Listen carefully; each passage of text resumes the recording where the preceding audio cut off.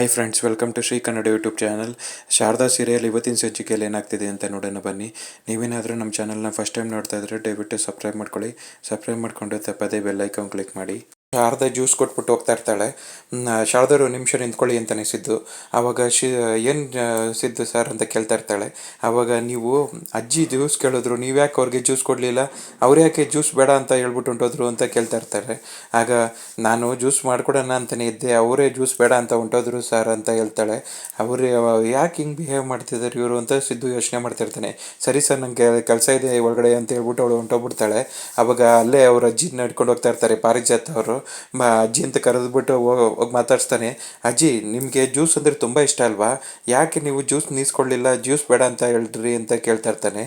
ಆವಾಗ ಅಯ್ಯೋ ಸಿದ್ದು, ನಿನ್ಗೊಂದು ವಿಷಯ ಹೇಳ್ತೀನಿ ಕೇಳು, ನಿನ್ನ ಹೆಂಡ್ತಿ ಮೇಲೆ ದೆವ್ವ ಇದೆ ಕಣೋ, ಅವಳ ಹತ್ರ ಜ್ಯೂಸ್ ಮಾಡಿಸ್ಕೊಂಡು ಕುಡಿದ್ರೆ ನನ್ನ ಕತೆ ಅಷ್ಟೇ ಮುಗೀತು. ಅವಳು ರಾತ್ರಿ ಹೊತ್ತು ಎಲ್ಗೋ ಹೋಗ್ಬಿಟ್ಟು ಅವಳ ಗೊಳೆ ಹೋಯ್ತಾಳೆ, ಅವಳ ಗೊಳೆ ಬರ್ತಾಳೆ. ಅವಳು ಒಂಥರ ನಿಶಾಚಾರಿ, ಆಚೆ ಕಡೆ ಹೋಗಿ ಬರೋದೆಲ್ಲ ಮಾಡ್ತಾಳೆ ಕಣೋ. ಅವಳು ಸವಾಸ ನನಗೆ ಬೇಡಪ್ಪ, ಅವಳ ಕೈಯಲ್ಲಿ ಜ್ಯೂಸ್ ಮಾಡಿಸ್ಕೊಂಡು ಕುಡಿಯೋ ಬದಲು ಸುಮ್ಮನೆ ಎದ್ಬಿಡೋದು ಒಳ್ಳೇದು. ಯಪ್ಪ, ನನಗೆ ಅವಳು ಸವಾಸ ಬೇಡ ಅಂತ ಎದ್ರುಕೊಂಡು ಹೋಗ್ತಾಳೆ. ಆವಾಗ ಏನಕ್ಕೆ ಅಜ್ಜಿ ಯಾಕೆ ಈ ಥರ ಆಡ್ತಾ ಇದ್ದಾರೆ, ಅಜ್ಜಿ ಈ ಕಾಲದಲ್ಲಿ ಯಾವ ದೆವ್ವ ಎಲ್ಲ ಎಂಥದ್ದು ಇಲ್ಲ ಅಜ್ಜಿ, ನೀವು ಸುಮ್ಮನೆ ಭ್ರಮೆ ಅನಿಸುತ್ತೆ ಅಂತ ಹೇಳ್ತಾನೆ. ಅಯ್ಯೋ, ನೀನು ಹೆಂಡ್ತಿ ಮೇಲೆ ದೆವ್ವ ಇರೋದಂತೂ ಗ್ಯಾರಂಟಿ, ಅವಳು ಈ ಮನೆಗೆ ಬರುವಾಗ ದೆವ್ವನೂ ಕರ್ಕೊಬಂದ್ಬಿಟ್ಟಿದ್ದಾಳೆ ಅಂತ ಹೇಳ್ಬಿಟ್ಟು ಅವಳು ಓಡೋಗ್ಬಿಡ್ತಾಳೆ. ಅಯ್ಯೋ, ಈ ಅಜ್ಜಿಗೆಲ್ಲ ತಲೆ ಕೆಟ್ಟಿದೆ ಅಂದ್ಕೊಂಡು ಸಿದ್ದು ಬರ್ತಾನೆ. ಹುಳ್ಳಿ ವಾಪಸ್ಸು ವೈದ್ಯ ಈ ಮನೆಗೆ ಬರ್ತಾನೆ. ಬಂದ್ಬಿಟ್ಟು ವೈದು ನಾನು ವಾಪಸ್ ಬಂದೆ ಅಂತ ಹೇಳ್ತಾನೆ. ನೀವು ಇಲ್ಲಿಗೆ ವಾಪಸ್ ಬಂದೇ ಬರ್ತೀರ ಅಂತ ನಂಗೆ ತುಂಬ ಚೆನ್ನಾಗಿ ಗೊತ್ತಿತ್ತು ಅಂತ ಹೇಳ್ತಾ ಇರ್ತಾಳೆ. ಆವಾಗ ನಾನು ಈ ಊರಲ್ಲಿ ತುಂಬ ಮರ್ಯಾದೆ ಇರೋ ಮನುಷ್ಯ, ಈಗ ತಾನೇ ನಾವು ಮದುವೆ ಆಗಿದ್ದೀವಿ, ಈಗ ನಾನು ನಿನ್ನ ಬಿಟ್ಟುಬಿಟ್ಟು ಹೊಂಟೋದ್ರೆ ಜನ ಏನು ಮಾತಾಡ್ಕೊಳಲ್ಲ, ನಿನಗೆ ಕೆಟ್ಟ ಹೆಸರು ಬರೋದಿಲ್ವಾ, ಅದಕ್ಕೆ ನಾನು ವಾಪಸ್ ಬಂದ್ಬಿಟ್ಟೆ ಅಂತ ಹೇಳ್ತಾ ಇರ್ತಾರೆ. ಅಯ್ಯೋ ಜನರು, ನಾನು ಏನೋ ಹೇಳಿ ಮ್ಯಾನೇಜ್ ಮಾಡ್ತೀನಿ ರೀ, ನಿಮ್ಮ ಪಟ್ಟು ನೀವು ಹೋಗ್ಬೇಕಾಗಿತ್ತು, ನಿಮಗೆ ನಿಮ್ಮ ಕೋಪ ನಿಮ್ಮ ಹಠನೇ ಹೆಚ್ಚಲ್ವಾ, ನೀವು ಹೋಗ್ಬೇಕಾಗಿತ್ತು ಅಂತ ಹೇಳ್ತಾಳೆ. ಅವಾಗ ಇದು ಗಂಡ ಹೆಂಡತಿ ಮಧ್ಯೆ ಏನೋ ಒಂಚೂರು ಕಿತ್ತಾಟ ಬರುತ್ತಪ್ಪ, ಅದಕ್ಕೆಲ್ಲ ಇಷ್ಟೊಂದು ಮುನ್ಸ್ಕೊಂತಾರ, ನನಗೆ ತುಂಬ ಹೊಟ್ಟೆ ಹಸುವಾಗ್ತಾ ಇದೆ, ಬಾ ಊಟ ಹಾಕು ಅಂತ ಹೇಳ್ಬಿಟ್ಟು ಅವ್ನು ಒಳಗಡೆಗೆ ಹೋಗ್ತಾನೆ. ನಿಮ್ಮ ಕತೆ ನಮಗೆ ಗೊತ್ತಿಲ್ವಾ, ನೀವು ಬರೀ ಇದೆ ಅಂತ ಅಂದ್ಕೊಂಡು ಒಳಗಡೆಗೆ ಹೋಗ್ತಾಳೆ. ಈ ಥರ ಅಡುಗೆ ಮನೆಯಲ್ಲಿ ಹಣ್ಣುಗಳ್ನ ಕಟ್ ಮಾಡ್ತಾ ಇರ್ತಾಳೆ. ಅಲ್ಲಿಗೆ ಶಾರದಾ ಬರ್ತಾಳೆ. ಅಮ್ಮ, ನೀವು ಯಾಕಮ್ಮ ಈ ಕೆಲಸ ಎಲ್ಲ ಮಾಡ್ತಿದ್ದೀರಾ, ನೀವು ಈ ಕೆಲಸ ಮಾಡಬೇಡಿ ಅಮ್ಮ, ನಾನು ಮಾಡ್ತೀನಮ್ಮ ಅಂತ ಹೇಳ್ತಾ ಇರ್ತಾಳೆ. ನಾನು ಪಾಡಿಗೆ ನಾನು ಹಣ್ಣು ಕಟ್ ಮಾಡೋಕ್ಕಾಗಲ್ವಾ, ನನಗೆ ದೇವರು ಹಣ್ಣುಗಳ್ನ ಕಟ್ ಮಾಡ್ಕೊಳ್ಳೋ ಅಷ್ಟು ಶಕ್ತಿನ ಕೊಟ್ಟಿದ್ದಾನೆ, ನನ್ನ ಕೆಲಸ ನಾನು ಮಾಡ್ಕೊತೀನಿ ಹೋಗಿ ಅಂತ ಹೇಳ್ತಾ ಇರ್ತಾಳೆ. ಅವಾಗ ಅಮ್ಮ ಪ್ಲೀಸ್ ಅಮ್ಮ, ನನಗೊಂಚೂರು ಹೆಲ್ಪ್ ಮಾಡೋಕ್ಕೆ ಬಿಡಯ್ಯಮ್ಮ ಅಂತ ಹೇಳ್ತಾ ಇರ್ತಾಳೆ. ನನಗೇನು ಹೆಲ್ಪ್ ಮಾಡೋಕ್ಕೆ ಬರಬೇಡ, ನೀನು ಸುಮ್ಮನೆ ಹೋಗ್ಬಿಟ್ರೆ ನಂಗೆ ಅದೇ ದೊಡ್ಡ ಹೆಲ್ಪು, ಇಲ್ಲಿಂದ ಹೋಗು ಅಂತ ಹೇಳ್ತಾಳೆ. ಆದರೂ ಕೇಳಲ್ಲ, ಹೆಲ್ಪ್ ಮಾಡೋಕ್ಕೆ ಹೋಗ್ತಾ ಇರ್ತಾಳೆ. ಆವಾಗ ಕೈ ಕುಯ್ಕೊಂಡ್ಬಿಡ್ತಾಳೆ ಸೌಮಿತ್ರ. ಅವಾಗ ಅಮ್ಮ ನಿಮ್ಮ ಕೈಯಲ್ಲಿ ರಕ್ತ ಬರ್ತಿದೆ ಅಮ್ಮ, ದಯವಿಟ್ಟು ಅಮ್ಮ ನೀವು ಬಿಡಿ ಅಮ್ಮ, ಒಂದು ನಿಮಿಷ ಅಲ್ಲಿ ರಕ್ತ ಓಡಿಸ್ತೀನಿ ಎಲ್ಲಮ್ಮ ಅಂತ ಹೇಳ್ತಾ ಇರ್ತಾಳೆ. ಅಪ್ಪ, ನೀನು ಸವಾಸನೇ ಬೇಡ, ನೀನು ಇಲ್ಲಿಂದ ಹೋಗ್ಬಿಟ್ರೆ ತುಂಬ ದೊಡ್ಡ ಹೆಲ್ಪು ಅಂತ ಹೇಳ್ತಾ ಇರ್ತಾಳೆ. ಅವಾಗ ಅರ್ಶನ ತೊಗೊಬಂದ್ಬಿಟ್ಟು ಅಮ್ಮ ಅರ್ಶನಾರ ಹಚ್ತೀನಿ ಎಲ್ಲಿ ಅಮ್ಮ ಅಂತ ಹೇಳ್ತಾ ಇರ್ತಾಳೆ. ಅಯ್ಯೋ, ಅರ್ಶನೂ ಬೇಡ ಏನೂ ಬೇಡ, ನೀನು ಸುಮ್ಮನೆ ಹೋಗ್ಬಿಡು, ಈ ಥರ ನಾಟಕ ಆಡ್ಕೊಂಡು ಬದುಕೋದಕ್ಕೆ ನಿಂಗೆ ಹೆಂಗೆ ಮನಸ್ಸು ಬರುತ್ತೆ, ನೀನು ಎಷ್ಟೆಲ್ಲ ನಮಗೆ ಮೋಸ ಮಾಡಿದೀಯಾ, ನನ್ನ ಮಗಳು ಜೀವನ ಹಾಳು ಮಾಡಿದೆ, ನಮ್ಮ ಲೈಫ್ನೆಲ್ಲ ಹಾಳು ಮಾಡಿದೆ, ಇನ್ನೂ ಯಾವ ಮಕ್ಕ ಓದ್ಕೊಂಡು ಇನ್ನೂ ಇಲ್ಲೇ ಇದೆಯೇ, ಸುಮ್ಮನೆ ಹೋಗಿ ಅಂತ ಹೇಳ್ತಾ ಇರ್ತಾಳೆ. ಅಯ್ಯೋ, ನಾನೇನು ಮಾಡಿಲ್ಲಮ್ಮ, ನಾನು ಆ ಥರ ಎಲ್ಲ ಏನೂ ಮಾಡಿಲ್ಲ, ದಯವಿಟ್ಟು ನಾನು ಕೆಲಸದವಳ ಥರ ನಿಮಗೆ ಕೆಲಸ ಮಾಡಿಕೊಡೋದಕ್ಕೆ ಬಿಟ್ಬಿಡಿ, ನಾನೇನು ತಪ್ಪು ಮಾಡಿಲ್ಲ ಅಮ್ಮ ಅಂತ ಹೇಳ್ತಾ ಇರ್ತಾಳೆ. ನೀನು ಏನು ತಪ್ಪು ಮಾಡಿದ್ಯಾ ಅಂತ ನನ್ನ ತುಂಬ ಚೆನ್ನಾಗಿ ಗೊತ್ತು, ನೀನು ಮಹಾ ಪಾಪಿ, ನೀನು ನನ್ನ ಕಣ್ಮುಂದೆ ಇರಬೇಡ, ನೀನು ಸುಮ್ಮನೆ ಹೋಗ್ಬಿಡು ಅಂತ ಹೇಳ್ತಾ ಇರ್ತಾಳೆ. ಅಮ್ಮ ಕೈಯಲ್ಲಿ ರಕ್ತ ತುಂಬ ಬರ್ತಾಯಿದೆ ಅಮ್ಮ ಅಂತ ಹೇಳ್ತಾ ಇರ್ತಾಳೆ. ಆದರೂ ಹಿಂಗೆ ಕೈ ಒದ್ಕೊಂಡು ಅವಳು ಹಂಗೆ ಇರ್ತಾಳೆ. ಪ್ಲೀಸ್ ಅಮ್ಮ ಅರ್ಶಿನ ಹಚ್ಚಾಗಿ ಬಿಡಿಮ್ಮ ಅಂತ ಕೇಳ್ಕೊತಾ ಇರ್ತಾಳೆ. ನೀನು ನನ್ನ ಮಗಳು ಜೀವನ ಹಾಳು ಮಾಡಿದ್ಯಾ ಅಂತ ಹೇಳ್ತಿರ್ತಾಳೆ. ಅಮ್ಮ ಜ್ಯೋತಿಕ್ ಅಂತ ಹೇಳಿ ಮಾತಾಡೋಕೆ ಹೋಗ್ತಾಳೆ. ನನ್ನ ಮಗಳು ಹೆಸರು ಎತ್ಬೇಡ, ನನ್ನ ಮಗಳು ಹೆಸರು ಹೇಳೋ ಬಾಯಕ್ಕೂ ಯೋಗ್ಯತೆ ಇಲ್ಲ ನಿನಗೆ, ನೀನು ಅವಳ ಮದುವೆನ ಮೂರು ಸತಿ ನಿಲ್ಲಿಸಿದ್ಯಾ, ನೀನು ಅವಳ ಜೀವನನೇ ಹಾಳು ಮಾಡಿಬಿಟ್ಟೆ, ನಮ್ಮ ಮನೇಲಿ ನೀನು ಇಷ್ಟೆಲ್ಲ ಮಾಡಿದ್ರು ನಿನ್ನ ಈ ಮನೆಗೆ ಬಿಟ್ಕೊಂಡಿರೋದೇ ದೊಡ್ಡ ವಿಷಯ, ಅಂಥದ್ರಲ್ಲಿ ನೀನು ನನ್ನ ಮಾತಾಡ್ಸೋದಕ್ಕಂತೂ ಬರಬೇಡ, ನಿನಗೆ ಮಾನ ಮರ್ಯಾದೆ ಏನೂ ಇಲ್ಲ, ಏನು ಇದ್ದಿದ್ರೆ ಮಾನ ಮರ್ಯಾದೆ ಇರೋರಾದರೆ ಈ ಹೊಸ್ಲಂತ ಉಳಿತಾ ಇದ್ರ, ನೀನು ಬಂದಿದ್ಯಾ, ನಿನಗೆ ಮಾನ ಮರಿದ್ದಿಲ್ಲ, ನನ್ನ ಮಾತಾಡ್ಸೋದಕ್ಕೆ ಬಂದರೆ ಮಾತ್ರ ನಾನು ಸುಮ್ಮನೆ ಇರೋದಿಲ್ಲ ಅಂತ ಜೋರು ಕಿರ್ಚಿಬಿಟ್ಟು ಸುಮಿತ್ರ ಅಲ್ಲಿಂದ ಹೊಂಟೋಗ್ಬಿಡ್ತಾಳೆ. ಇವಳು ಅಳ್ತಾ ಇರ್ತಾಳೆ. ದೀಪು ಜೊತೆಗೆ ಮಲ್ಕೊಂಡಿರ್ತಾನೆ. ಆಮೇಲೆ ಒಂದು ಹೊತ್ತಲ್ಲಿ ಎಚ್ಚರಿಕೆ ಆಗುತ್ತೆ, ಎದ್ದು ನೋಡಿದ್ರೆ ಅಲ್ಲಿ ಶಾರದವ್ರು ಇರೋದಿಲ್ಲ. ಏನಿದು ಶಾರದವ್ರು ಕಾಣಿಸ್ತಾ ಇಲ್ವಲ್ಲ, ಮೊನ್ನೆ ಆಚೆ ಕಡೆ ಗಾಳಿ ತಗೊಳೋದಕ್ಕೆ ಹೋಗಿದ್ದೆ ಅಂತ ಅಂದರು, ಈಗಲೂ ಮೋಸ್ಟ್ಲಿ ಗಾಳಿ ತಗೊಳಕ್ಕೆ ಹೋಗಿರ್ಬೋದು ಅಂತ ಆಚೆ ನೋಡೋದಕ್ಕೆ ಅಂತ ಬರ್ತಾನೆ. ಆವಾಗ ಟಿಫಿನ್ ಬಾಕ್ಸ್ನ ತೊಗೊಂಡು ಬಾಗಿಲನ್ನು ತೆಗ್ದು ಆಚೆ ಹೋಗ್ತಾ ಇರ್ತಾಳೆ ಶಾರದಾ.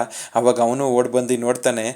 ನೋಡ್ಬಿಟ್ಟು ಏನಿದು ಶಾರದವರು ಬಾಕ್ಸ್ ತೊಗೊಂಡು ಎಲ್ಗೋ ಹೋಗ್ತಾ ಇದ್ದಾರಲ್ಲ ಅಂತ ಹೇಳ್ಬಿಟ್ಟು ಫಾಲೋ ಮಾಡೋಣ ಇರು ಅಂತ ಹೇಳ್ಬಿಟ್ಟು ಬಾಗಿಲನ್ನು ಹಾಕೊಂತಾನೆ.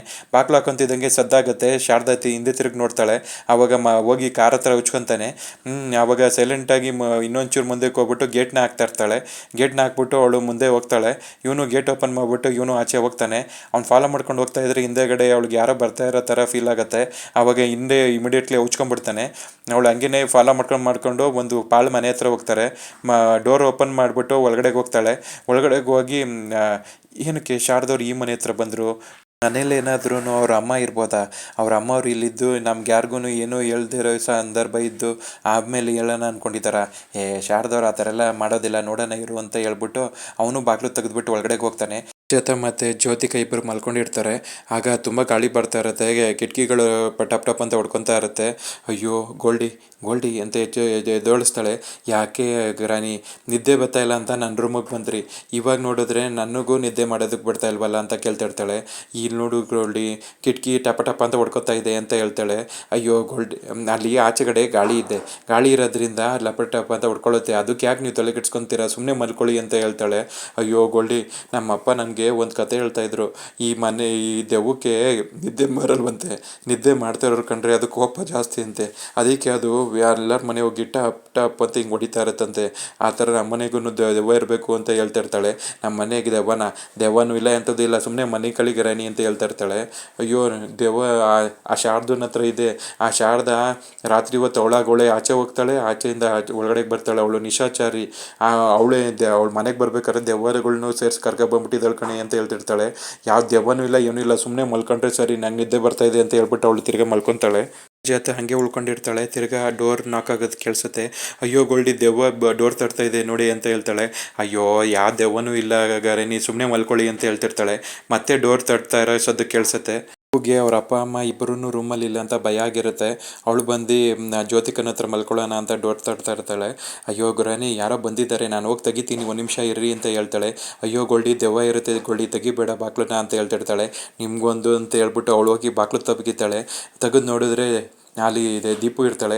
ಅಕ್ಕ, ನಮ್ಮ ಮನೇಲಿ ನಮ್ಮ ರೂಮಲ್ಲಿ ಅಮ್ಮ ಮತ್ತು ಅಪ್ಪ ಇಬ್ಬರೂ ಇಲ್ಲ, ಅವರೆಲ್ಲೋ ಆಚೆ ಹೋಗಿದ್ದಾರೆ, ಅದಕ್ಕೇ ನನಗೆ ಭಯ ಆಗ್ತಿತ್ತು ಒಬ್ಬಳೇ ಮಲ್ಕೊಳ್ಳೋಕ್ಕೆ ಅಂತ ಹೇಳ್ತಿರ್ತಾಳೆ. ಆಗ ಜ್ಯೋತಿಕ ಯೋಚನೆ ಮಾಡ್ತಾಳೆ, ಇವರಿಬ್ಬರು ಎಲ್ಲಿ ಹೋಗೋದಕ್ಕೆ ಸಾಧ್ಯ, ಇದು ಶಾರದಾ ಎಲ್ಲೋಗಿರ್ಬೋದು ಅಂತ ಜ್ಯೋತಿಕ ಯೋಚನೆ ಮಾಡ್ತಾಳೆ ಸ್ವಲ್ಪ ಹೊತ್ತು. ಆಮೇಲೆ ಬಾ ಒಳಗಡೆಗೆ ಅಂತ ದೀಪುನ ರೂಮ್ ಒಳಗಡೆ ಸೇರಿಸ್ಕೊತಾಳೆ. ಒಳಗಡೆಗೆ ಹೋಗ್ಬಿಟ್ಟು ಏನು ಮಾಡ್ತಿದ್ದಾರೆ ಅಂತ ನೋಡ್ತಿರ್ತಾನೆ. ಆವಾಗ ಶಾರದಾ ಒಂದು ತಟ್ಟೆನ ತೊಗೊಂಡು ಅದರಲ್ಲಿ ಊಟನ ಹಾಕ್ಬಿಟ್ಟು, ತಗೊಳ್ಳಿ ಅಂಕಲ್ ಊಟ ಮಾಡಿ ಅಂತ ಕೊಡ್ತಾಳೆ. ಆವಾಗ ಈ ಪಾಪಿಗೋಸ್ಕರ ನೀನು ಯಾಕಮ್ಮ ಇಷ್ಟೊಂದು ಕಷ್ಟಪಡ್ತಾ ಇದೆಯಾ, ಅಷ್ಟೋಟದಿಂದ ಊಟನೇ ಯಾಕಮ್ಮ ತರಕೋದೆ ಅಂತ ಕೇಳ್ತಾ ಇರ್ತಾನೆ. ಆವಾಗ ಅಂಕಲ್, ನಾನು ನಿನ್ನೆ ರಾತ್ರಿ ಊಟ ಕೊಟ್ಟಿದ್ದು, ಇವಾಗ ತಾಬಂದು ಊಟ ಕೊಡ್ತಾಯಿದ್ದೀನಿ, ನಿಮಗೆ ಊಟ ತಾಬಂದು ಕೊಡೋವರೆಗೂ ನನ್ನ ಮನಸ್ಸು ವಿಲವಿಲ್ಲ ಅಂತ ಒದ್ದಾಡ್ತಾ ಇರುತ್ತೆ, ಅಂಥದ್ರಲ್ಲಿ ನಿಮಗೆ ಊಟ ಕೊಟ್ಟಿಲ್ಲ ಅಂದರೆ ಹೆಂಗೆ ಅಂಕಲ್ ಅಂತ ಕೇಳ್ತಾ ಇರ್ತಾಳೆ. ಆವಾಗ ಇನ್ನೂ ಹಂಗೇ ಇಣುಕಿ ನೋಡ್ತಾ ಇರ್ತಾನೆ, ಯಾರು ಇರ್ಬೋದು ಅಂತ. ಆವಾಗ ನಿಮ್ಗೆ ಊಟ ಕೊಟ್ಟಿಲ್ಲ ಅಂದರೆ ನಮಗೆ ಬೇಜಾರಾಗುತ್ತೆ ಅಂಕಲ್, ನೀವು ಊಟ ಮಾಡಿ, ನೀವು ಚೆನ್ನಾಗಿರಬೇಕು ಅಂತ ಹೇಳ್ತಿರ್ತಾಳೆ. ಈ ಪಾಪಿಗೋಸ್ಕರ ಯಾಕಮ್ಮ ಇಷ್ಟೆಲ್ಲ ಸಹಾಯ ಮಾಡ್ತೀಯ ನೀನು, ನಾನು ಅವತ್ತೇ ನೀನು ಸತ್ತೋಗ್ಲಿ ಅಂತ ಬಿಟ್ಬಿಡ್ಬೇಕಾಗಿತ್ತು ಅಂತ ಹೇಳ್ತಿರ್ತಾನೆ. ಅಂಕಲ್, ನೀವು ಈ ಥರ ಮಾತಾಡಬೇಡಿ, ನನಗೊಬ್ಬರು ತಂದೆ ಇದ್ದಿದ್ರೆ ತಂದೆಗೆ ನಾನು ಈ ಥರ ಸಹಾಯ ಮಾಡ್ತಾ ಇರಲಿಲ್ವಾ, ನಿಮ್ಮನ್ನು ನಾನು ತಂದೆ ಅಂತ ಅಂದ್ಕೊಂಡಿದ್ದೀನಿ, ನೀವು ದಯವಿಟ್ಟು ಊಟ ಮಾಡಿ ಅಂತ ಹೇಳ್ತಿರ್ತಾಳೆ. ಈ ಪಾಪಿ ಮೇಲೆ ಇಷ್ಟೊಂದು ಕನಿಕರ ತೋರಿಸ್ಬೇಡಮ್ಮ ಅಂತ ಹೇಳ್ತಿರ್ತಾನೆ. ಒಂದು ಖುಷಿ ಆಗ್ತಾ ಇರುತ್ತೆ. ದೀಪು ನಮ್ಮದು ರೂಮಿಗೆ ಬಂದಿದ್ದಾಳೆ, ಅವಳು ನನ್ನ ಜೊತೆ ಕ್ಲೋಸ್ ಆಗೋದಕ್ಕೆ this is right time. Sharada, ನಿನಗೆ ಇನ್ನೂ ಮುಂದೆ ಕಾದಿದೆ ಕಣೆ, ನಿನಗೆ ಸರಿಯಾಗಿ ಬುದ್ಧಿ ಕಲಿಸ್ತೀನಿ ಇರು ಅಂತ ಒಳಗನೆ ಮನಸ್ಸಲ್ಲಿ ಅಂದ್ಕೊಂಡು ಖುಷಿ ಪಟ್ಕೊಂಡು ದೀಪುನ ರೂಮ್ ಒಳಗಡೆ ಕರ್ಕೊಂಬರ್ತಾಳೆ. ಕರ್ಕೊಂಬಂದ್ಬಿಟ್ಟು ಮಲ್ಕೋ ದೀಪು ಅಂತ ಹೇಳ್ತಾಳೆ. ಅಲ್ಲಿಗೆ ಈ ಪಾರ್ಟ್ 1 ಸಂಚಿಕೆ ಕಂಪ್ಲೀಟ್ ಆಗುತ್ತೆ ಫ್ರೆಂಡ್ಸ್. ನೀವೇನಾದರೂ ನಮ್ಮ ಚಾನಲ್ನ ಫಸ್ಟ್ ಟೈಮ್ ನೋಡ್ತಾ ಇದ್ದರೆ ದಯವಿಟ್ಟು ಸಬ್ಸ್ಕ್ರೈಬ್ ಮಾಡ್ಕೊಳ್ಳಿ. ಸಬ್ಸ್ಕ್ರೈಬ್ ಮಾಡಿಕೊಂಡು ತಪ್ಪದೇ ಬೆಲ್ ಐಕಾನ್ ಕ್ಲಿಕ್ ಮಾಡಿ. ಮುಂದಿನ ಸಂಚಿಕೆ ಒಂದಿಗೆ ಮತ್ತೆ ಭೇಟಿ ಆಗೋಣ ಫ್ರೆಂಡ್ಸ್. Thank you.